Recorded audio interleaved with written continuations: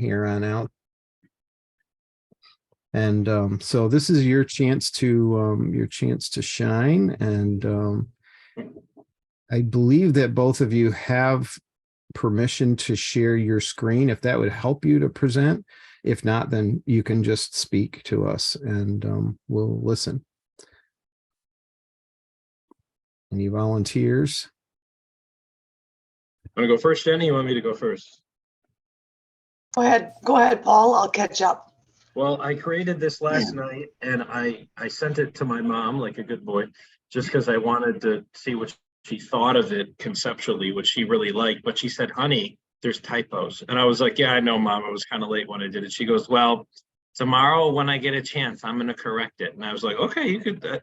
So that was not my modus operandi. That was not my motivation for this. So there's going to be typos. So just to warn yourself, you know, as the scripture says, gird your loins, and we'll get through this together. So, you know, this was more just a concept, and reflecting on it last night. I think that or last night, this morning after I did it, I think I probably jumped the gun in some ways. So this is also theoretical too, because what I was trying to do with this was also kind of think about a progression, right?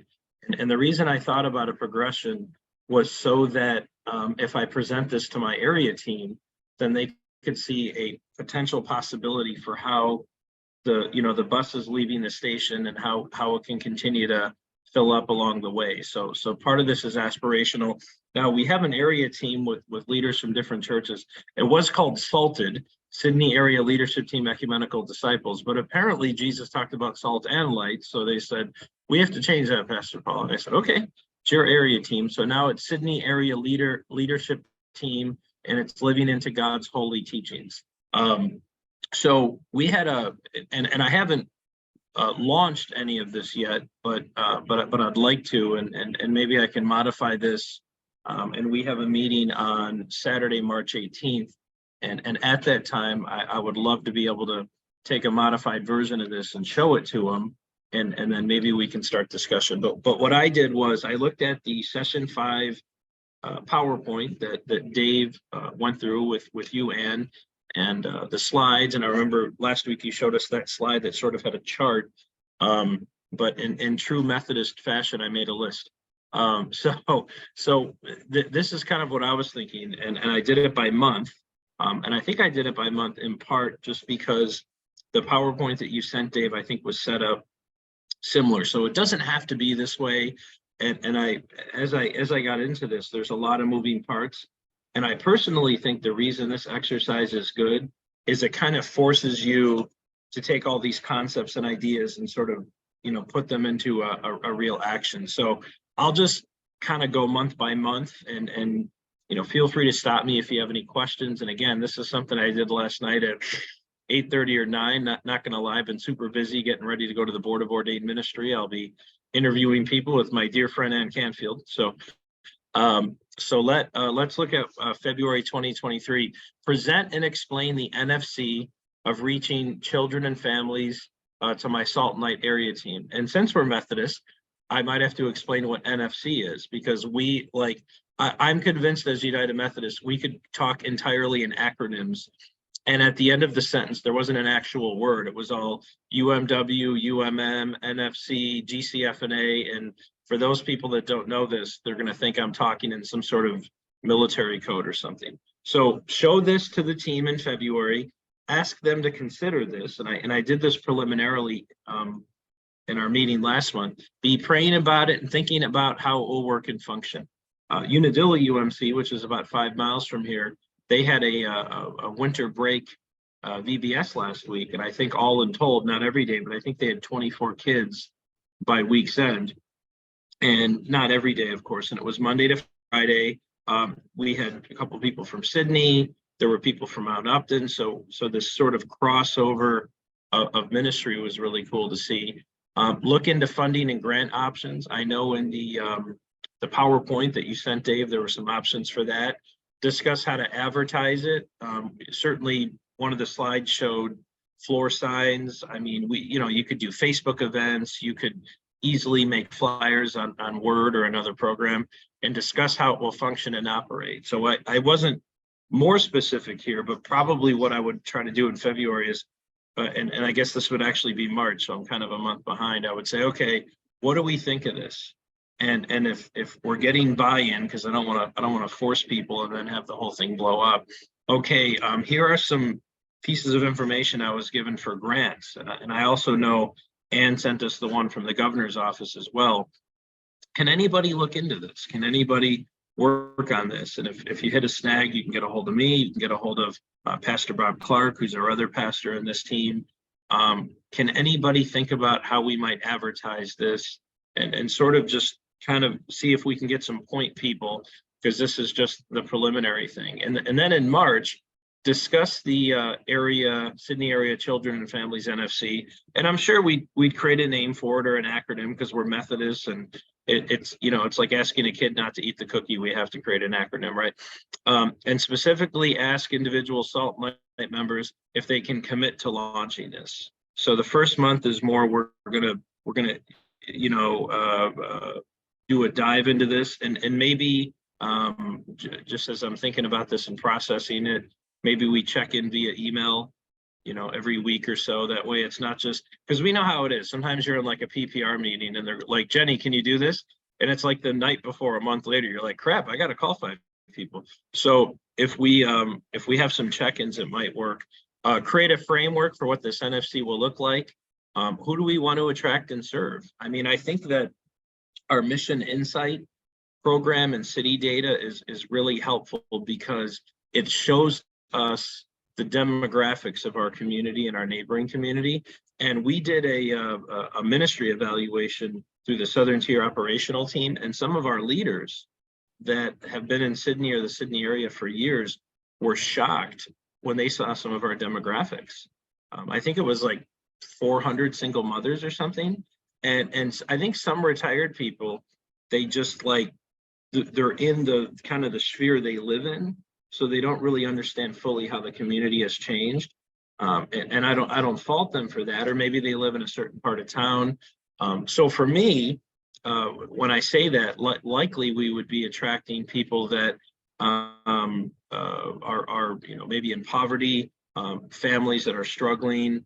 There probably would be a lot of single mothers. I don't want to exclude any other kinds of people, but just to let folks know, when we talk about this, we're probably not going to be bringing the Waltons in, every single family. We're going to be bringing in all different kinds of people, and they're going to come from all different situations, and fill in the blanks, and we're just going to love them. That might be a little crazy. Some of the kids might be a little wild, or some of the parents might be a little intense, and we've had that here in Sydney. So who will we show the love of Christ to and serve? And since our communities have changed, and maybe in that March meeting I could give them a demographic study or encourage them to check it out, see where we're at with grants. How can we meet the needs of parents and children in our communities that desperately need love, community, and help? I really liked Ann's NFC, the idea that they had a dinner where the mothers didn't have to worry about cutting up meat and doing all this kind of stuff. So I would want this, like Ann does, to be a ministry that is helping raise people up and helping lift people up, not just another thing you go to that it further exhausts mom or the parents, but something that they find great value in the sense that they can go here. There's a degree of respite to it. There's a degree of support to it. And it's something that really adds value to their life. So talking about advertising this more, plan an initial ministry event, because I think it said in the slides, like plan 1 or 2, like almost like experiments, which is very similar to S&I. Have Salt and Light leaders come and invite some of the target audience, which I guess would be everybody, but the reality is, since our demographics in many areas have changed, what people in Sydney and the Sydney area were 30 years ago on average might not be the same demographically as we have now. Explain to the group this NFC and get to know each other. So, we could have that first meeting, not to go too over the top and get into a lot of jargon, but just tell the parents and the kids, this is why we're doing this. Any feedback they have, any questions, and again, maybe I'm going about this all wrong, but I just threw this together. And then in April, create 2 meetings for children's and families and begin launching the NFC. Make sure funding is secured. Keep looking into more funding options at these 2 meetings with children and families. Plan more for how to make this NFC more frequent and permanent. We don't want to just, in my opinion, have families that are already overtaxed and super busy feel like they've just signed their life away. We want them to experience it. We want them to enjoy it, and we want them to say, boy, I'd like to come back to this, or at the very least, not run to the hills. You know what I mean? So it's the conversion to the NFC, I guess. We have to be flexible in the sense that some people might take to it right away. Some people might come intermittently for a while. So it's the same with, I think, people coming to and joining our churches or become part of our churches. Maybe they come once in a while, then more frequent. So get buy-in from parents. One thought is we could create Facebook pages, chat groups. I have Facebook chat groups for my church leaders here at Sydney for our monthly dinner and worship. I have a chat group. Have a small worship at the second meeting and a dinner. Invite more people and secure more leaders. So this is kind of vague, and there would certainly be a lot more. And maybe when I got into this with my area team, maybe they'd say, hey, pump the brakes, kid. We need a little more time to plan this. So maybe I'm going at it too fast. And then in May, this NFC is now meeting twice a month and is discussing potentially meeting more frequently. Parents and children have taken to and invested in the new ministry. That's the hope. The parents and children all seem to be benefiting from the shared childcare, snacks, playtime, worship time. There are some more parents and children this month. So the hope is maybe some word got out, and maybe some kids went to school and they told some of their friends, hey, this thing they're doing at the church is a lot of fun. We get to play games, and our parents are there, and they get to kind of take it easy, or maybe I don't know, depending on how many parents we have, maybe there could be some kind of option for them. Some of them could be involved in the child care, but maybe some of them could do an adult ministry, or because sometimes there's like but maybe that's too preemptive, I don't know. And then June, continuing to meet twice a month. Continue to, again, typo, sorry, invite more parents and children. Keep looking for and securing funding, and advertise. What I didn't put in here, which I'm thinking about now, is constantly ratting. For those that know SLI, it's what is it? Not react to just do. I can't remember the first name. It's reflect to just do. So if the first event happens and there's problems, then adjust. And let the families and the kids know, hey, this ministry is for you guys. So if there's something here that is a trip up or a problem, let us know. There's no secrets here. There's no trap doors.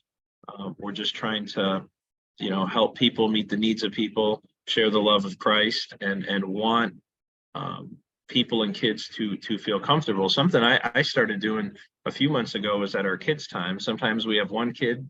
This Sunday we had like 8 or 10 kids, But what I pray during the prayer that I pray for the kids is I want them to know that their pastor loves them, that their church loves them, that we're so glad they're there, and that they're always welcome.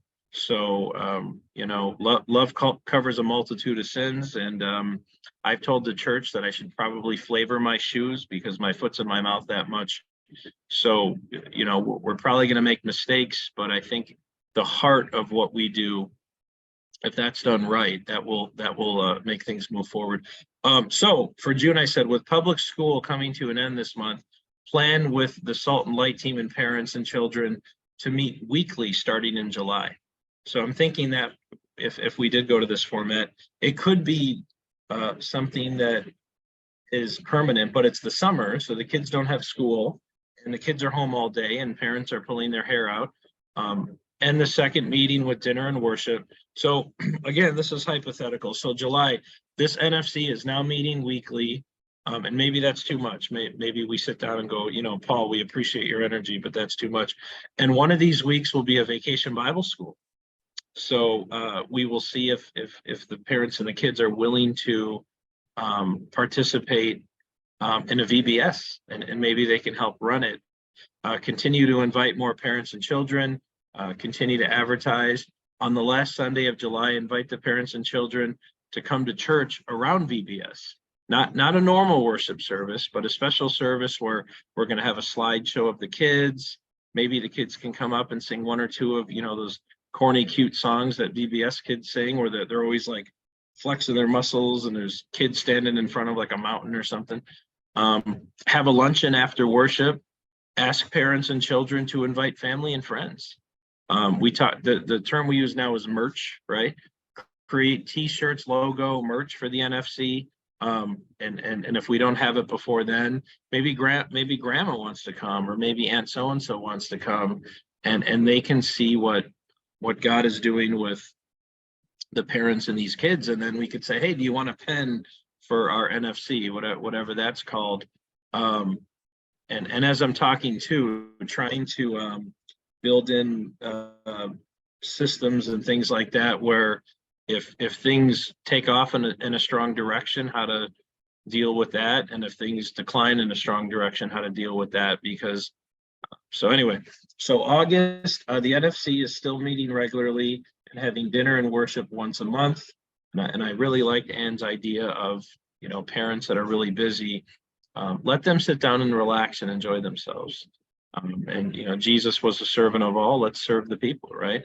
In addition to having new parents and kids, parents and kids have been invited to other ministries within the community.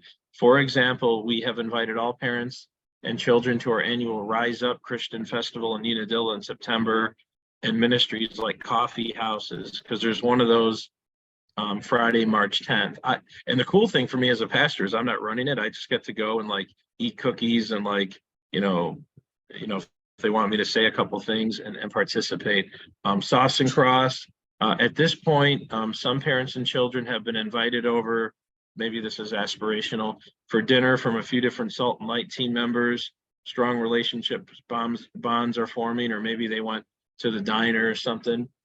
September, with school back in session, parents and children really like the two ministry, as it gives them a little break after a crazy week. And I guess that would be assuming it was on like a Friday or a Saturday, but again, that would all have to be figured out within the group. I tell the group, you're driving, I'm in the passenger seat, and I'm not telling you where to turn, because we've all been in a car like that where we go, Ann, you were supposed to turn there, and Ann might go, hey, Pastor Paul, you ever been thrown out a window before? Anyway, school back in session. Parents like this ministry, gives them a little break after a crazy week. Few of the children have started going to Sunday school. This is just all hypothetical, because they really enjoyed the VBS. They really like some of the people, and they went to Sunday school and it was a lot of fun. So they tell their parents, hey, can we go to Sunday school? So the parents come, maybe they help in Sunday school. The children seem to love it. There's a dinner this month and a clothing exchange because school's starting. So maybe, well, not maybe, the kids are going to need clothes for school. So, maybe we get donations and see what the community wants to do to help with that. And again, I know some of this is kind of nebulous and vague, but I created this at like 8:30 or 9 o'clock last night, and I'm sure there's a whole lot of areas for improvement. So it's what do we say, Dave? Building the plane in the air, right?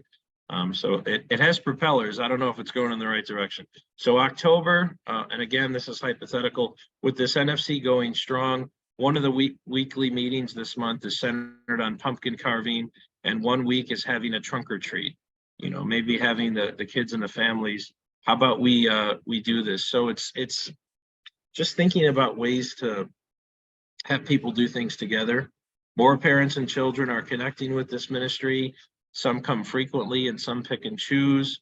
November, this NFC meets 3 times a month. And one meeting is a shared Thanksgiving dinner. At the dinner, we take some time to discuss what we're thankful for. The children at this meeting do arts and crafts, maybe make the little turkey hands or something like that, and go home with food for their own personal Thanksgiving dinner. The NFC shares on Thanksgiving week with each other blessings from God they have. Maybe this could be done through like email or Facebook. So kind of my thought is the more we can interconnect people, you know, whether it's through chat, whether it's through other ministries, knowing that there's going to be issues. And then I got to December, and again, this is all just hypothetical. The NFC meets like normal this month, but we plan with the NFC funds and donations to get Christmas gifts for the children and parents. I missed that part. Maybe they write letters to Santa. The children will even participate in a living nativity or Christmas pageant. The church is packed as family and parents and children come to watch.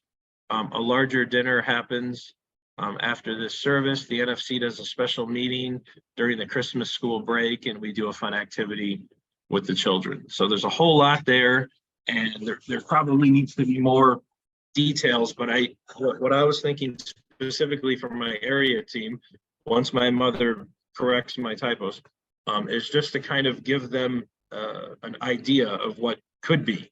And maybe they'll look at this and go, you know, thanks, Paul, but that is entirely too aspirational. But that was just, you know, Monday night, late at night after a long day thinking and just thinking about how something could progress. So, so that's my presentation. It's great. Leave it right up, Paul. And Okay. I want to give the women in the call a chance to respond to you in any way. Okay.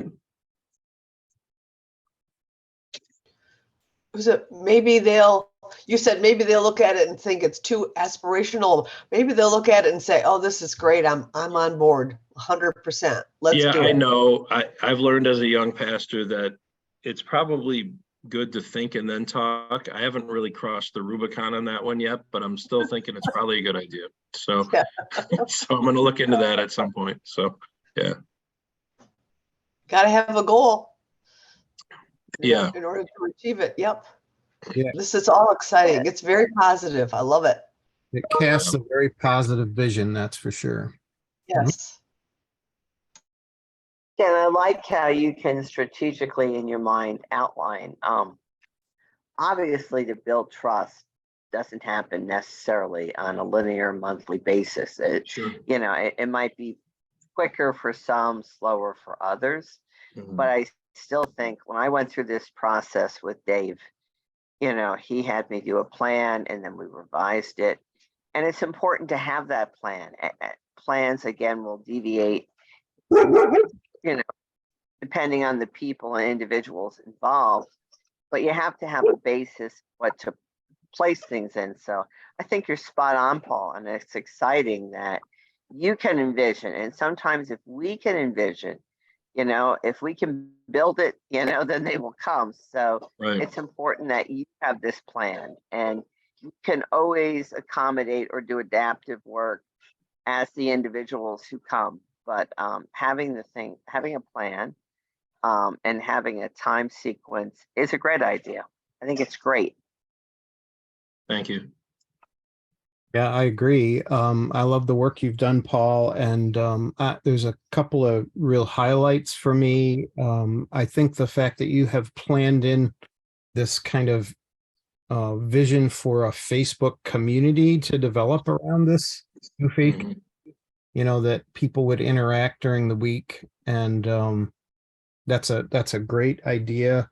So many young people and young parents kind of live on their phones, and to have a way to connect with other people they're meeting at church during the week is a great aspect of this. I also love that you've got this kind of season of discernment and visioning here in the early, February and March. There's a lot of good questions there that you're inviting people to think about and pray about. And I think you might be right. It might take longer to be ready to launch something, even a Mhm. practice thing. I don't know though. There are stories about people that cast vision, and there's so many people so excited about it right away. Jenny's a great example of this, that, you can start something in the first month and try something and just see how it goes, so you never know. God could really use this, to move some things forward. Couple of things that a couple questions for you to add maybe in that February, March season. One question, I think in what I'm hearing is you're assuming this group might meet in the Sydney church. No, I wasn't thinking that at all. It could be Unadilla, that Yeah. doesn't really matter, or it could rotate. You might Um, put that as one of the questions. Where's I think the important thing is what drives the answer to the question is, where are the children and the single moms? And where would be a good location to best meet their needs, right? mhm, So mhm, just add that kind of a question in there in that discernment time. mhm. Where is the best place? What's the best facility, but also what's the best location for these families to feel safe? And, I don't know where that is. Right. Also, the question about day of the week and time too. Mhm. That's another just good question for them to wrestle with. And remind us of, you have daily after school things, but what's the day of the week that you're using for like your dinner worship?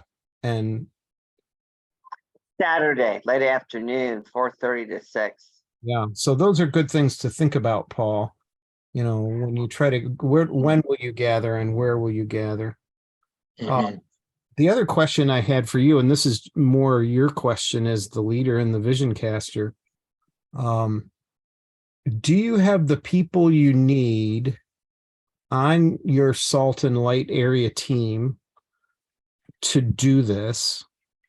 And will it be their primary task to drive this forward, or will you enlist them to help recruit a team that might involve some of them, but not all of them, and then include some other people too from some of the other churches, perhaps, to be the team that's going to pull this off? How do you think about that? I think I would, I would hope that some of them would want to be part of it. But again, you're casting vision, and some people get on board and some people don't. But I think we'd want to recruit other people, because with our area team, there's a variety of things going on. The big thing we're working on right now is just what I call a pollinization or whatever, in the sense that we're engaging in ministries and different things at different churches, and we're creating these like interconnections, like a spider web. So what that's doing is it's causing people to, go to different ministries, different churches, and Mount Upton, I think, had 2 new professing members. I think it was late last year, and I think Unadilla Center just had a couple. So we're seeing this sort of energy, this movement, this motion, and sort of like the engine's getting started. And within the context of that, we're also, planning different ministries and things like that. So an area team can get bogged down pretty quickly in the ministries they're doing. Right. So I could see some people wanting to do this, but there's other ministries the area team's already doing. So I don't want to like pull them off of those. But yeah, I would say probably recruiting more people. Mhm. And if we have a few area team members that are excited about it, let's go for it. Yeah, great. Yeah, just a couple of other thoughts. When you get down to the part where you're talking about people inviting, people are excited and they're having a great time and they're inviting friends. Sometimes it's good to make an easy way for people to invite folks to the next thing. So just the idea of creating some cards with kind of the Mhm. next event, that you could give to people and say, hey, if you got some friends or neighbors or other people that here's, A QR code, Dave. yeah, give them a QR code. Absolutely. Uh, I know I'm getting older because when I see a QR code, I'm like, this is weird. You know what I mean? I know, but it's a big thing now. Like, because I went to a church once, like they didn't. I'm like, where are the bulletins? They're like, you scan the QR code. It's like, and I did, but I'm like, I want a bulletin. I don't want to. But yeah, no, I know. No, you're right. You're right. You're so old, Paul. No, So but I don't know. So I have colleagues, they read the scripture off their iPad. That's cool. I want something made from a dead tree. Like, I don't know, maybe that's just me. So, but everyone's different. however, you can make it easy for people to invite friends. That's the idea. Oh, no, yeah, of course, yeah. Yeah. So the only other thing when you and just so you know, and Jenny too, if you do need some money to get your ministry started, Mhm. apply to the New Faith Communities, New Beginnings Fund. And I'll, in the email that I send out after this with links and things in it, I will include that application. And one of the things that it asks for in order to apply for money is a copy of your budget. So this is another work task, but Yeah. to create somewhere in this plan, maybe in February or March, create a draft of a simple budget for the first year or something like that, because that is a requirement if you want to apply for money. We want to, Sure. the New Faith Community team likes to see that, yes, you're asking for this money, but there's some local buy-in too. So in other words, as you're getting buy-in from your Salt and Light team and buy-in from the churches, you might ask them each to contribute something small, even $100 or something, to invest in the faith community. And then you can show the New Faith Community team that you're applying for $3,000, but you already have $1,000 of local money or whatever that you've Sure. already. That just strengthens your application. So I just wanted to make sure you both knew about that.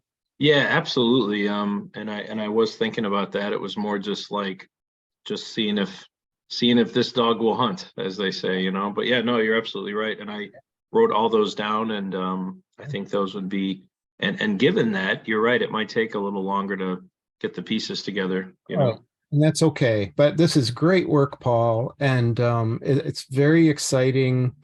You obviously are a visionary leader. You can paint a picture. You're painting a picture here of increasing energy and increasing excitement among the kids and their parents. And that's the best thing a leader can do.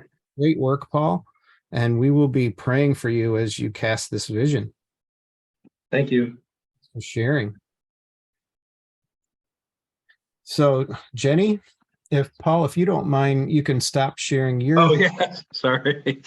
That's all right. Everyone just wants to see my laptop screen. Sorry about that. We did once, so thank you. Yeah. Well, Jenny, you're on, friend. I don't have a screen to share. I'm just going to be presenting it verbally. And you know what we have done so far. That today we have. Actually, it's a culmination of probably 3 years of preparation, because we were in the school before, and then COVID stopped all after-school programs and all in-school programs too. But last fall, in October, we had a fall festival at our little church in the country, which is not very accessible. We have our bathroom is in the basement, and so is our kitchen. So we had the fall festival outside and in the sanctuary, and we shared it with the fire department in our little hamlet. There's a fire department and a Grange and the church. And highway department put up cones and a flashing sign that said there was, traffic should slow down. And we went on TV and advertised it, and 200 people came. Wow. From Lowville and Fort Drum and all of these. It was wonderful. It was the weather was good, a little windy, which made we had to go inside to do the crafts. So, but the nobody came to church after that. So, we didn't have anybody sign up. We didn't get any follow-up information. we did share when our church meets and all of that stuff, but they mostly came for the free stuff and to have fun for a day, which was a very inexpensive, well, it was a free knockoff of Old McDonald's Farm, where you get to play outside and do pumpkins and yeah. So, but that spurred the core team to want to do something with kids again, realizing one of our members is a teacher, and she was just heartbroken with the social, emotional problems that kids have coming off COVID. So we determined that we have to get back in the schools, and that's where today's program, that's how it started. So what we will do, we have built a relationship with the new office staff and with the teachers and with the janitorial staff, because we'll be in a space that's got to be changed. Our presence, unfortunately, I had intended on being there more often, but because they know my face, but I just have to rely on have my faith in God that the other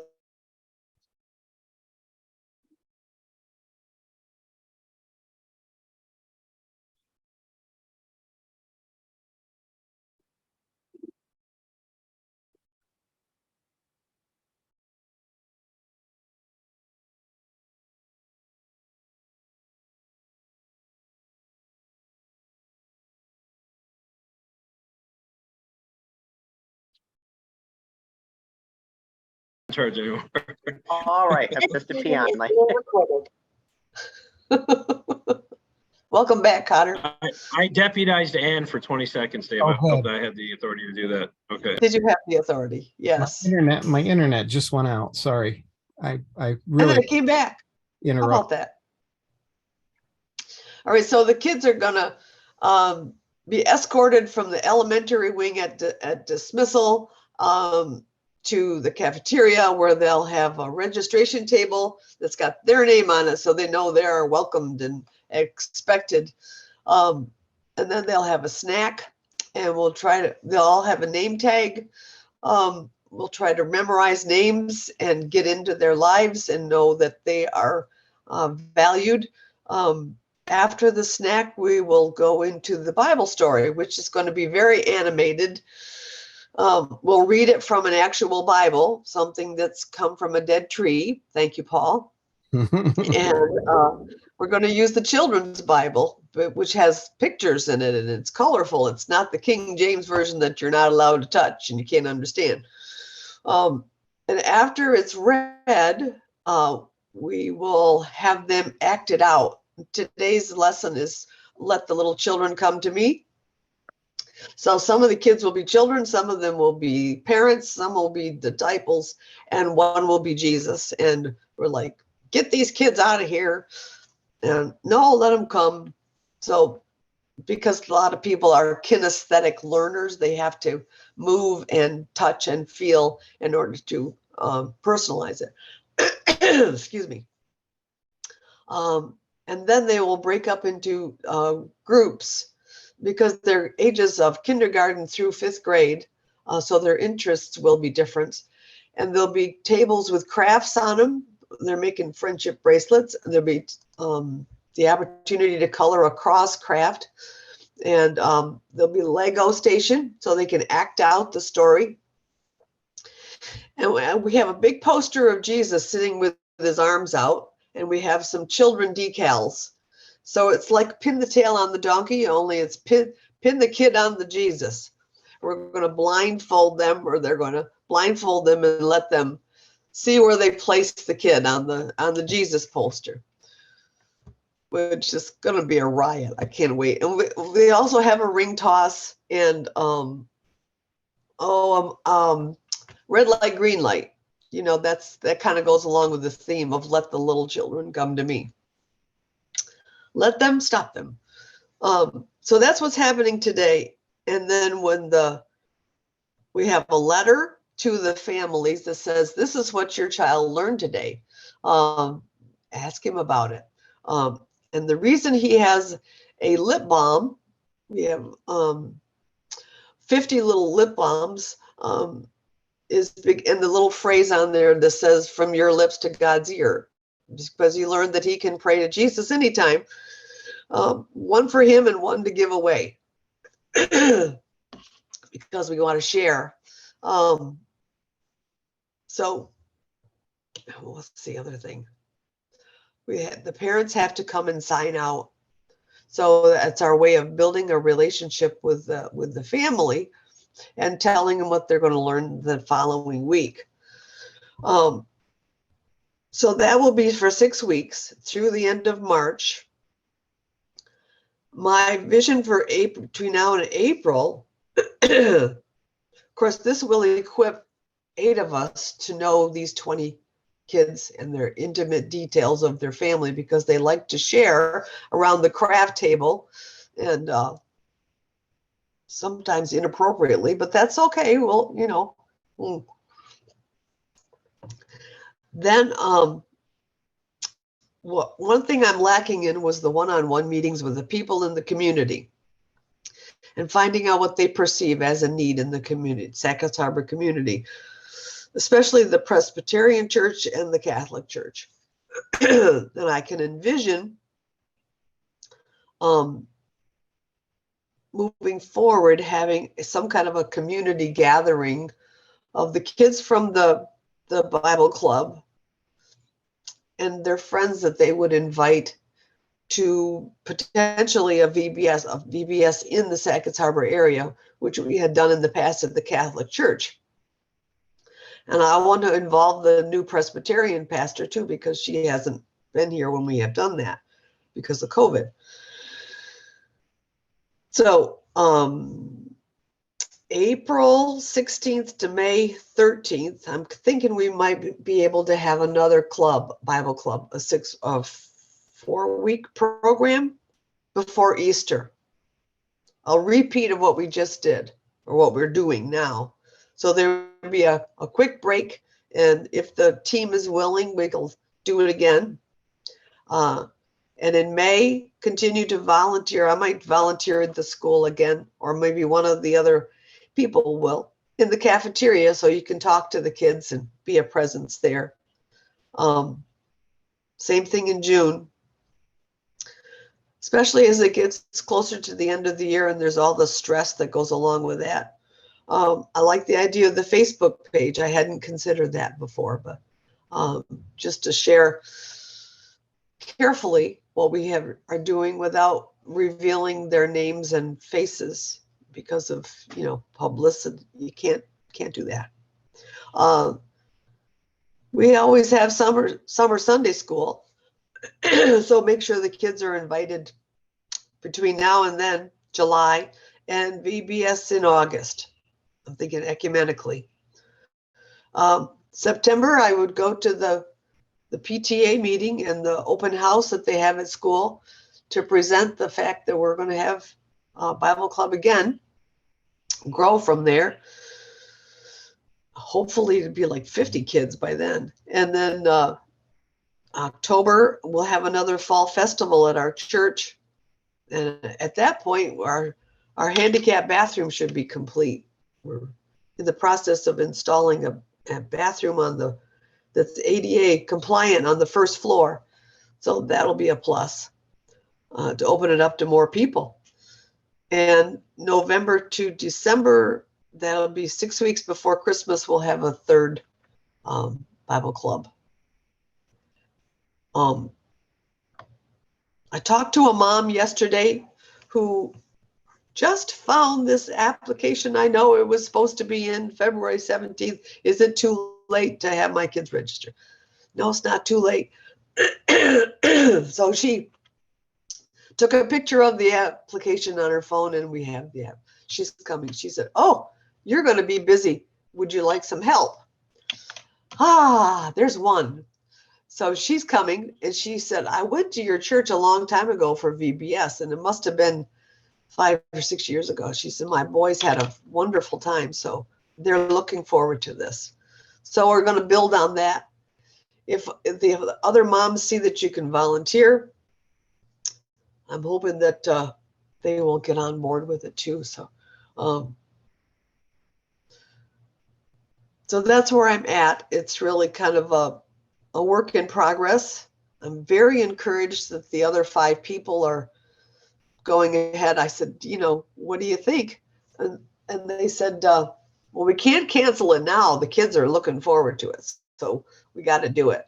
And it is what it is. Their one concern is one child who's special needs, and she's a runner, and her teacher said, you're going to need extra eyes on her. So she's going to need a buddy. Mhm. Maybe she'll just take to it. And Yeah. well, I Jenny, covet your dreams. Yeah. Jenny, I need to go shortly. So I just wanted to say a couple of things I hope that you would think about. The little kids might have a second recess built into their day. Most children under 2nd grade have 2 recesses in an elementary school schedule. But be aware that these kids have probably sat in a classroom. You're sitting them for a snack. They will be hungry. And then you're asking them to sit for a Bible lesson. So trying to think about 2 small group games where there's some gross motor skill, as well as interacting, helping kids to know each other. I know that you're very sensitive to kids, but children are real people. And having to sit with a strange child at a table or answer questions is hard. So having an opportunity to have some activity where kids stand in a circle, or they're directed to use energy, get to know each other, a little icebreaker game. Even if it was duck, duck, goose for the little kids, maybe Yes. duck, duck, goose with the kids' names, gives them a little chance to get some energy out before you're asking them to learn again. And, Gotcha. and also be very mindful of bathrooms. Kids need to go to the bathroom. And Yes. so I know you have a short amount of time, but be thinking about what your policy will be for bathrooms. What's the school's policy? If the kids are 1st grade and up, can 2 kids go to a bathroom with a buddy? You need an adult out there, but really be thinking about the tangibles of kids' physical needs, having to go to the bathroom, kids needing to use gross motor activities, and also children just passively receiving information versus finding games to break the ice, to do some gross motor that are related to the game. You can, just like you're adapting red light, green light, you can adapt duck, duck, goose. You can adapt a whole bunch of games that kids start learning information about one another. They're building trust. They're building trust with you. And that can be very good for elementary school children. 4th or 5th graders might be a big buddy to kindergarten and 1st graders. Yes. But clearly older kids can get frustrated by what little dumb kids don't get and they get. So be mindful that you might want to break them up into 2 tables of early elementary and middle elementary, just for their learning. And final thought before I go is that before you end these 6 weeks, have the next great big thing you're gonna do. You Right. give out cards or flyers right there and then. What the Easter 6-week Bible Club will be about. Have a big ticket item of something big happening, whether it's a giant Easter rabbit that's going to be consumed, or what the Easter egg hunt at your church, the dying of eggs. Tie it into something at your church, and always have the next great big thing advertised before people leave, because you're planting the seed. To expect people to come to your church and say, oh, we need, but not have it really clear what's the next thing you're doing specifically for them. It's just something to think about. But do think about with the kids getting a little energy out before you ask them to sit and listen again. And remember that kids can have shyness or feel weird about sitting with strangers. So try to do, at least for the first time or 2, activities where kids get, just like we as people want to get to know each other. Children are people too. They want to get to know each other. Just don't have them passively listen to a lesson. I know, and I don't mean to sound negative, but that my ears were attentive to those tangible things that I think are important for children in their learning. Thank you. That's good. We do have a game where they pick out of a jar, and the activity will be things like buzz like a bee or hop like a kangaroo. And we can do that between the snack. It's a long walk from the elementary wing to the cafeteria too, man. So it's not like, but I like that idea. Yeah. This is for the kinesthetic learner. They just got to get it out. And Yeah. it's also playing, right? Walking, although walking does take energy, walking in most elementary schools is walking near a wall, walking near a line. Yeah. You know, Quietly. you heard it in and out. It's not the same. It's playfully beginning to take ownership of their learning environment. You want that interactive versus kids being told and shepherded and led. You want kids to interact with you, interact with each other to build that sense of camaraderie and trust. Very good point. Very good point. Thank you. I'll pass that on to Vonnie. Ann needs to excuse herself. Do you want to tell them where you're headed just so we can be praying? Well, I just want you to know that my husband has had 5 different eye operations. He has had 5 eye surgeries. He spent an entire summer with his head down. And he has had recently 2 cataract surgeries. The one went bad, and I drove for 10 months. My husband could not drive a car. And now he has a secondary cataract that grew back, and he just really can't see out of his right eye. So he is going to have a procedure in a doctor's office, which should be much quicker than a full surgery. But, you know, often you're told once you have cataract surgery, you're done. And that is not true. 50% of the time, cataracts grow back. So he's lay preaching at Black River, which is a church 6 miles from my church, and he couldn't even read the screen this week. So his eye has really started to bother him. But thank you for those prayers. And we want to get him seeing and well, because my husband, unlike myself, is an avid reader. He probably reads about 3 hours a day versus he reads to love. He loves reading. It's not like me where I read because I have work to do. So thank you. I'll see y'all. Bye-bye. And before you go, I just want to give you our thanks for being here. I can't tell you how much I've appreciated co-teaching with you, and you bring so much wisdom. And Paul and Jenny, if you want to just offer your yes, really, and you're amazing. Thanks for sharing your NFC so with all us too. You inspire me. Thank you for asking me. All right, be well and be God blessed. Bless you. Prayers for your husband. Bye. Thank you. So yeah, I really appreciate Ann and yeah. So Jenny, again, I just also want to say, wonderful. I'm really excited to hear about how things go, over the next few weeks, and I hope you'll just send us little notes, email or whatever, and just tell us how it went today without you. And hopefully by next week you'll be well enough to join them and keep us posted. Yeah, I think it's great, Jenny. There was a piece, I was taking notes on what you were writing, and somehow I missed what you said. You talked about May and June volunteering at the school, like in the cafeteria. I love that ministry of presence and relationship building at the school. That you have a foot in the door there is huge, Jenny. I love that. So I was writing that down and thinking about it. And the next thing I heard you talk about was November and December. So somehow I missed what you said about July through October, and I apologize for that. I zoned out thinking about you. July. Well, July, we have Sunday school all summer. Oh, okay. So I would hope that there would be a carryover of the kids to come and to our church. Yep. And I'm thinking that August it would be an ecumenical vacation Bible school in Sackett's Harbor. Gotcha. Which we had before COVID. September, the school has an open house, PTA sponsored open house, when all the clubs set up a table. Yeah. So I would be a presence there, or we would. In October, we already are planning to have another fall festival at Sulphur Springs. Beautiful.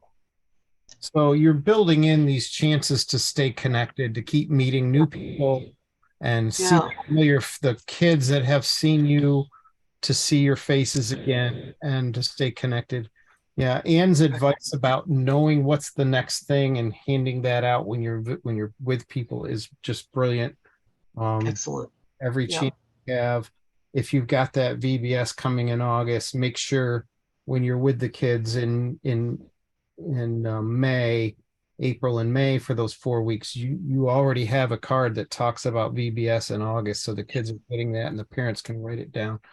That's a really good practice. And yeah, it's very exciting. The only other thought that I had is Paul was talking about, constantly iterating, and improving what you're doing. And one of a good practice might be is to have a very simple little questionnaire for the parents at the end of your 6 weeks, to give to them, and just maybe 3 simple questions.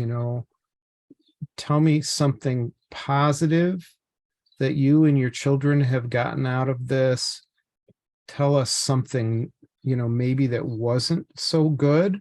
If there was a negative experience your child talked about that we could learn from, and then maybe something like, do you have any advice for us? Or something like, is there some other need your child has that you can imagine us helping with, or something like that? To get a little bit of feedback from them would probably be invaluable as you plan that second series of weeks. That makes sense? Great idea. Then they take ownership. Yeah. Paul, do you have any input for our friend? I do. And I tend to be overly optimistic about everything. The world could be on fire and I'd say, oh, Dave, we'll get some water. We'll put it out. So I think what's great, what I heard you say is you already have a parent recruited.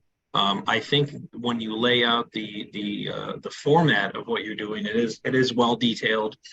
But I do think Anne's right, probably because I was a public school, high school teacher, social studies teacher for 5 years. So you make a lesson plan and something's bound to not go well. So, you just, when you're done, you say, well, hey, we thought that would work. Maybe we pull it, maybe we change it. And that's just par for the course. You know what I mean? I think it's great that the kids are excited, so just hearing that, you're sorry that you have COVID. I'm glad you're doing better, but the kids are excited. So the show must go on. But, and this is every week, right? Is that right, Jenny? Yes, for 5 weeks. So this is me thinking in like area team mode now too. Certainly these families and these kids are busy, but any sort of relationship building that can occur in addition to the weekly thing, because then people get to know each other better. Maybe these kids and these families already know each other really well. But when you say, hey, I have somebody that used to go to my church, well, maybe you start seeing them pop in again on a Sunday, or maybe there's a dinner or an event and you have this sort of cross thing. Because, what I heard somebody say to me once at this church is, Pastor, I like church, but I need more than Sunday. And that just really stuck with me, because basically what they're saying is we want to have some ongoing community. So I think the more that you can interact with the kids and the parents, the more you get to know them, the more they get to know you, the more that you're together. And maybe some of these kids, if you do a vacation Bible school, maybe they end up going to that. And it's just sort of that whole crossover, Yes. So. This will be different than we did last time, because we're coming out of the pandemic. Before they got together all the time, and the parents would commiserate over the sign out board and how are you, and do play dates. And now we're coming out of, I can't be over there because you might be sick. So, well, that's all right. God's got a plan and we'll just follow it. But I like that, connecting outside. I think the woman that volunteered yesterday is the kind of a connect outside kind of person. And a lot of these kids are related too. There's a lot of cousins in the group. So there's connections. We'll just if we get one on fire, then that'll spread like Armageddon, like, right, Paul? Well, it's like if I get someone to come to a ministry and then they come like the next month, but like I've just found over time after being a pastor for 11 years, it takes me a long time to get to know them. So if I can get them to come to something else, and then they get like tethered to the other people and they become friends. And I think that's how like discipleship and church growth happens. Because some people will say, well, invite someone to church, and they might come and go, geez, Dave's sermon was really good, but I don't really know any of these people. So Yeah. it's hard to build community anymore. It really is. Yeah. Well, if they have the community, then they have accountability too. Hey, we missed you last week. Where were you? That kind of thing. Get a gold star chart and be like, no gold star for you, Dave. You were not here. So I think when I was a kid, the Sunday school teacher actually had the chart with the gold stars. Oh, yeah. And if you got enough gold stars, you got like a prize or something. Definitely in my case. Yeah. We used to have Sunday school pins, and you got a pin if you attended 80% of the weeks or something. You got a pin at the end of the year. There you go. Same thing. Look at you go. Yep. Yeah, No, we it's had not them too. mine. It's not mine. Do you remember Steve Roth, Dave? Oh, yeah. He goes, do you want this? It was the whole thing. And I was like, sure. He goes, my kids don't want any of this crap. That's what he said to me. So I haven't put it together, but I have the whole, like, all the grades and over here. So Yeah. Steve's a great guy. Yeah, Jenny, great work. And it's very exciting. I think that the whole, remember we kept talking about that one slide with the different Yes. spirals that were always in discernment mode. And I think, your ability to listen is your greatest gift. And as you go along, I think you'll, whether it's in a questionnaire or just conversations you're having with the parents when they come to pick the kids up, be listening not only for the needs of the kids, which you're trying to meet, but also be listening and maybe ask this question too: what are your needs as a parent? And I think get at some of what Paul's talking about is, many of these parents are probably lonely and they need to connect with somebody. And so, at some point you probably will hear enough that you'll realize, okay, we probably should add something else. We've got this program at the school.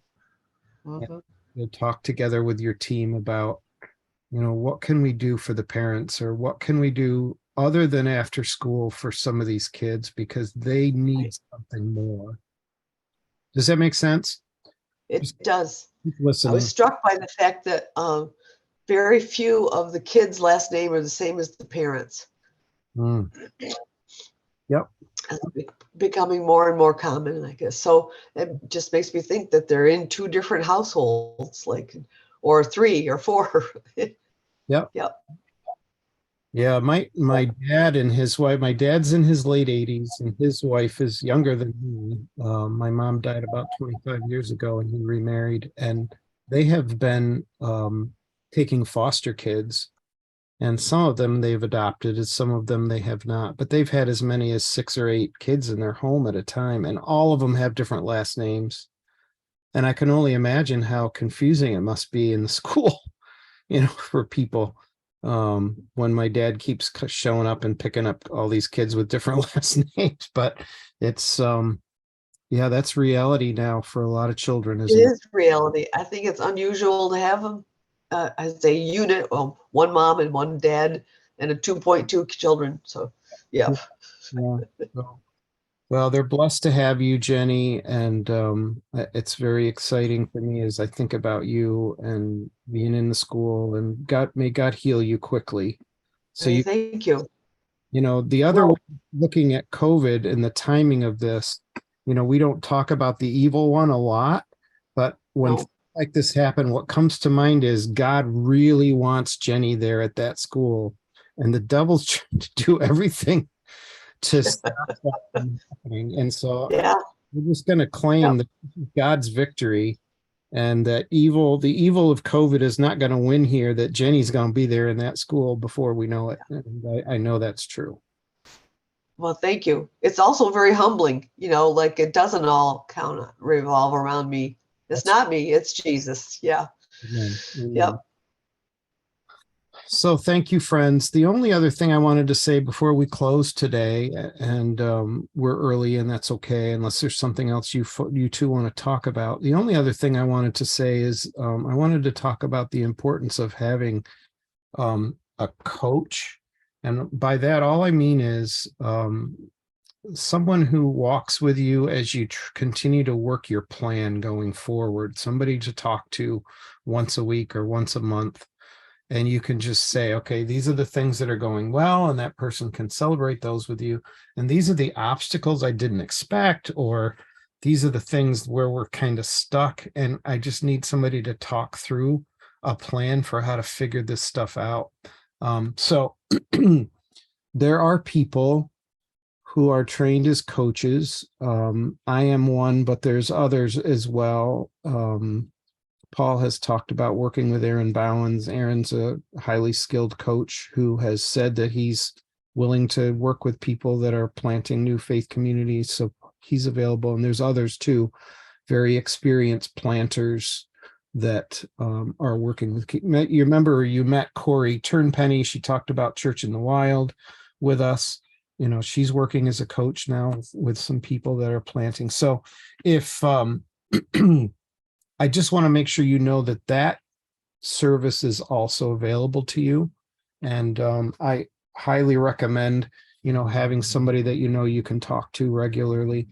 Coaching relationships sometimes last just like a couple of months. Sometimes they last 6 months. And Jenny, I'm thinking about you. You go through this 5-week period, and if you need somebody to talk to think through what's next, and what did we learn? And it would be somebody who's been through Launchpad, so they know the training you've gotten, but they've also planted something new.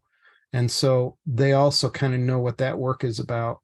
And they're trained to be listeners, but also to ask good questions to help you to figure out what's next. So they're not there to give you answers. They're there just to think out loud with you and to be your greatest cheerleader. That's kind of a coach's job. And so if that sounds good to you, please write me and just say, Dave, I would love a coach. And for this period of time probably would be most helpful, something like that. And we'll Sounds good. Sounds good. Thanks, Dave. Make sense, Paul? Yeah, thank you very much. Absolutely. We're here. This is not the end of the conversation, certainly not the end, I hope, of our relationship with each other. Like I said, I would just love, one of the greatest joys of what I do is when I get a text or an email from one of people like you that just says, Dave, we just wanted to share with you this great news. We launched, it was this day, we had this many people, and this is what's happening. This is what God's doing. And, that just gives me really a lot of joy. So anytime you can share good news, rough news, or just say, oh, we're hitting this wall and I wish I could talk to you about this or whatever, I'm here. Okay.